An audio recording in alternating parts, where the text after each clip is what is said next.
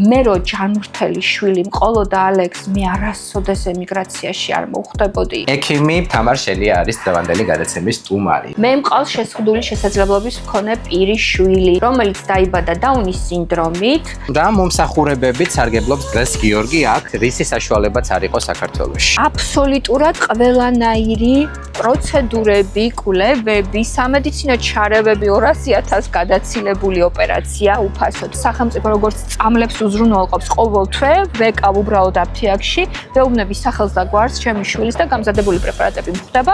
როგორც სკოლაში დადიოდა თბილისში. გიორგის მისაყვანად რომ მივედი, აი ესე გაყინული, გაქვავებული კლასის ზამთარი, ცივა და პრეტენზიის გამოსახატად ავდივარ დირექტორთან და დირექტორის ის გააღუღუნებულ გამთბარ ოთახში და ესეთი ბავშვები იყინებიან ოთახში. ხშირად გაგვიგია ტერმინი, რომ აი ექიმები ატყავებენ პაციენტს. ჯანდაცვის სფეროში პაციენტს რომელი რგოლი ატყავებს. მე თქვენგან თითო ორსულისგან ჩემი ანაზღაურება თქვენი თითო ვიზიტისგან იყო 2 ლარი. ანუ გემსახურებოდით 8 ლარად 9 თვის განმავლობაში. ძალიან დიდი რაოდენობა მყავდა ქალიშვილი ორსულების.